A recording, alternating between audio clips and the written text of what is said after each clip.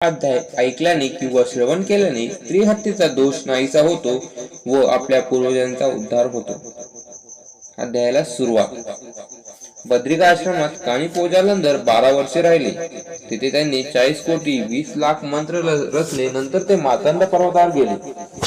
सूर्यकुंडातील जल प्राशन केले.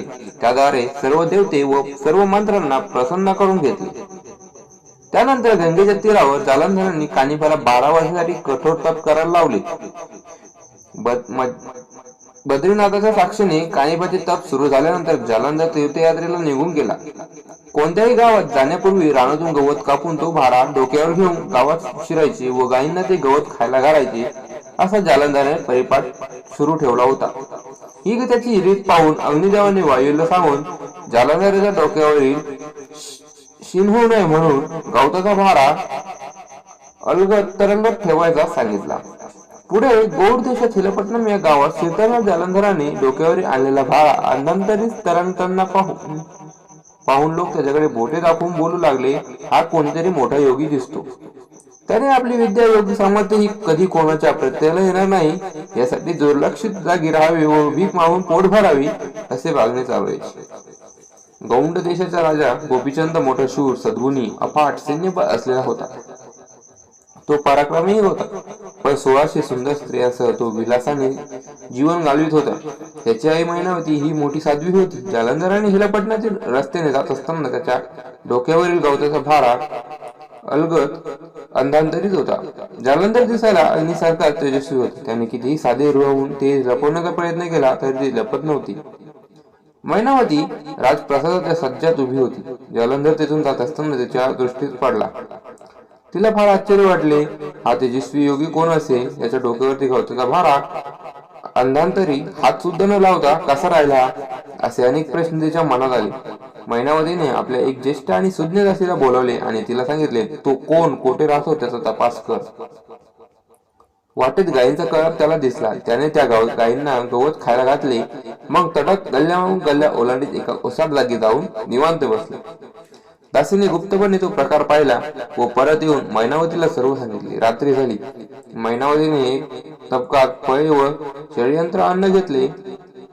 मग राजप्रसादातून बाहेर पडून जेथे जालंधर होता तेथे दासीसह ती गेली. मैनावतीने पटकन पुढे जाऊन जालंधरनाथाच्या पायावर मस्तक ठेवले आणि तबकावरचे आवरण काढून ती तबक त्यांच्या पुढे ठेवली.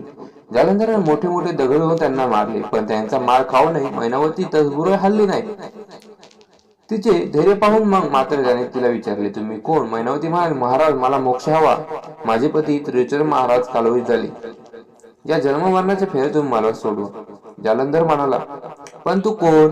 मैनावती म्हणाली, या वंग देशाचा राजा गोपीचंद याची मी आहे. ही दासी माझी आहे. तेव्हा जालंधर म्हणाला, राजमाते, असा अपरात्री तू येथे सापडलीस तर तुझी राजाची अपकीर्ती होईल. तू तत्काळ इथून परत जा. माझ्या मागे तू लागू नको. जन्म मरण व प्रारब्ध कोणाला चुकले नाही का? मैनावती घाबरून म्हणाली, योगीराज, तुम्ही मोक्ष जाते. तुम्ही माझा अव्यय करू नका. मी आता जाते. मी रोज रात्री येऊन तुमची सेवा करेन. मला एकेकातले काही नको. मला जन्म मरणाच्या फेऱ्यातून सोडवा. राजमाता मैनावती आपल्या चतुर्दासीसह रोज रात्री त्या ओसाड जागी येऊन जालंधराने पाय चेपणे वगैरे सेवा करत राहिली. मैनावतीची अशी सेवा 6 महिने केली व तरी जालंधराने तिला कोणतेही ज्ञान दिले नाही. पण मैनावती ही तीव्र मुमुक्ष लोकांच्या धैर्याची स्त्री असल्याने तिने हार मानली नाही. एकदा स्वामी निद्रावस्थेत असताना त्यांचे मस्तक तिच्या मांडीवर ठेवले होते. त्यावेळेस स्वामींनी तिची परीक्षा घेण्याचे ठरवले. त्यांनी मायाशक्ती निर्माण केलेल्या मुंग्यांचे तिची मांडी पोखरली. त्यातून भळाभळा रक्त वाहू लागले. तरी सुद्धा मैनावती गप्प बसून राहिली. या परीक्षेनंतर तिला अद्वैत ब्रह्मस्थिती व संजीवन योग दीक्षा दिली. तिच्या मांडीचे शत बरे केले. तिला मंत्रोपदेश केला. त्यामुळे तिला अद्वैताचा साक्षात्कार झाला व तिची समाधी लागली. त्यांच्याच कृपेने ती जेव्हा भानावर आली तेव्हा आपल्याप्रमाणेच आपला भोगमग्न मुलगा गोपीचंद याचा ते उद्धार करतील का, असा विचार तिच्या मनात आला. अध्याय समाप्त.